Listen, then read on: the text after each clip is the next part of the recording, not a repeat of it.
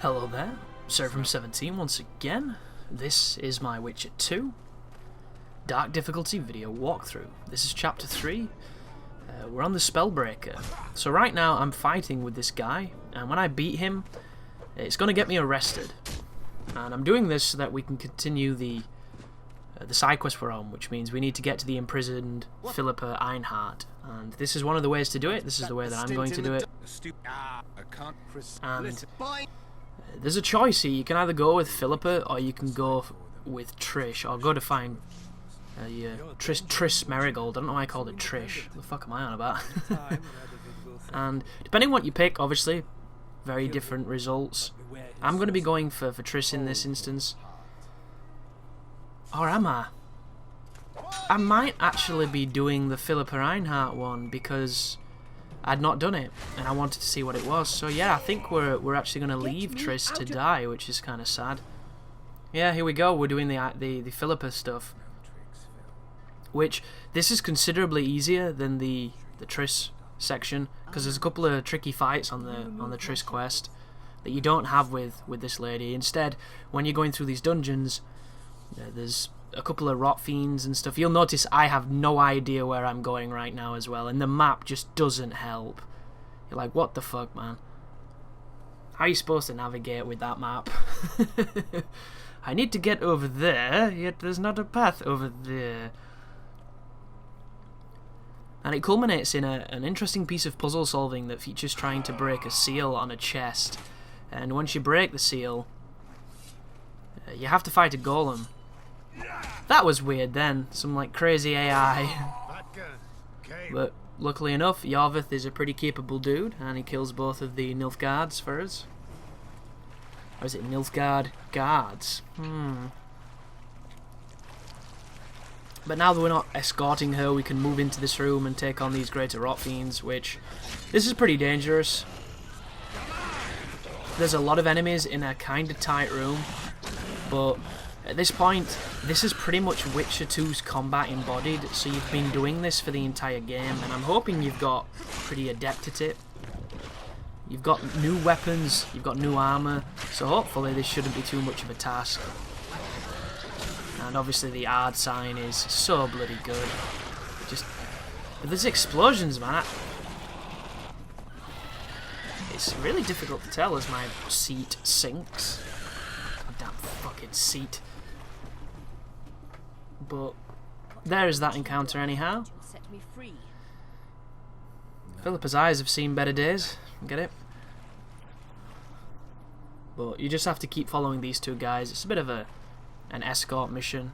Luckily enough, this magic gate, always fun. But once again, another stack of greater rot fiends and a couple of standard fiends.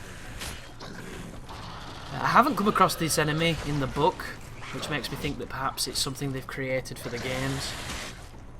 It would make a lot of sense because the books, the enemies are generally super folklore-y, mythos kind of stuff that already exists. But there's a nice execution, always fun to see.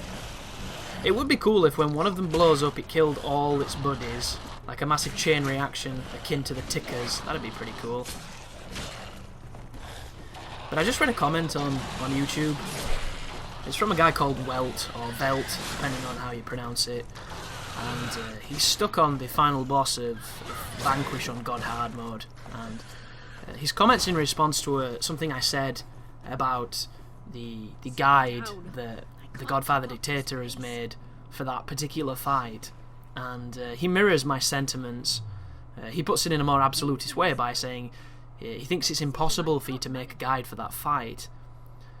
And I guess it's kind of true, because the fight is so fast, so reflex based, that nobody can show you a cheesy way to do it, because there isn't a cheesy way to do it. There's dying, and there's playing near perfect for 3 solid minutes to get a checkpoint that feels like it's never going to come. And at any moment you can get one shot, which I think that's the worst part about that fight, the way that the bogies can synchronize their attacks. And if you get unlucky, and that's what it is, guys, I mean, even the best Vanquish players will tell you that there are moments where you just will die because the game put too much in your way at the same time for it feasibly to be possible to evade it all. And that is what a lot of that bogey fight is about. Like, you can kill that first bogey in like 2 minutes, and it doesn't sound like a lot, but that 2 minutes is the most intense 2 minutes of your life because you're constantly moving, you're constantly shooting, and you're constantly being shot at. You know, it's such a tough fight. And that's coming from somebody who's only done it on hard. And I know it's going to be a tough fight because I've watched enough of it to just see the difference. And anyone who's played God Hard mode knows you die so fast. Like, the bogey on its own, the single bogey, is a pain in the ass. Like, just imagine 2 of those, you know. When I was playing it the other day, the lone bogey that you fight at the end of Act 1, he killed me about 5 times. And when I finally beat him, I had no bullets left. My only option was to hit him with a melee attack because he took so much of what I was hitting him with. And I started the fight with a rocket launcher, so just imagine 2. It's pretty mind-boggling. And I'm going to continue to play Vanquish, and I'm going to get to the boss, and hopefully I'm going to beat it, and I'm going to record when I beat it, and I'm going to share my thoughts. And I actually look forward to it because I know it's ridiculous, and at this moment in time I'm looking for something a bit ridiculous, and I'm finding it in God Hand. But Vanquish, because it's a third-person shooter, it's different. You know, it feels different, and I do think that third-person shooters can have some of the most challenging gameplay because at times it doesn't feel possible. You know, I remember back to Gears of War 3 against the last boss on Insane and just thinking, there's something fucking wrong here. Like, this is just dumb and broken and impossible, and it isn't fun. But you realise at some point that you just need that one lucky break, and then you just keep going and keep going, and eventually you get it. And Vanquish is going to be no different, only much harder. And that's all you need. You need that one lucky run. But to get that lucky run, you have to put a few hours in so that you know exactly what the bogeys do. You know exactly what every audio cue means. You know when to hit them, how to hit them. You know when you're safe, when you're not safe. You know, you need to know where the cover is, where it moves to. You need to study it, because if you don't, it'll just beat you down. And there's a reason why the leaderboards only showcase about 100 people beating God Hard mode, because it's that hard.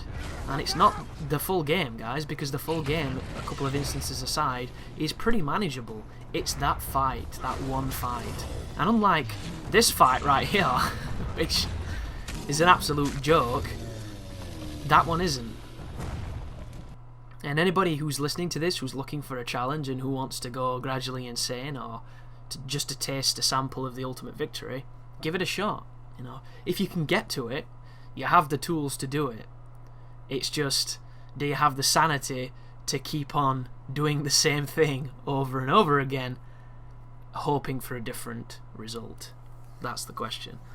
But thank you for watching, guys. I hope the guide is helping, and if not, I hope it's entertaining. And you take care now.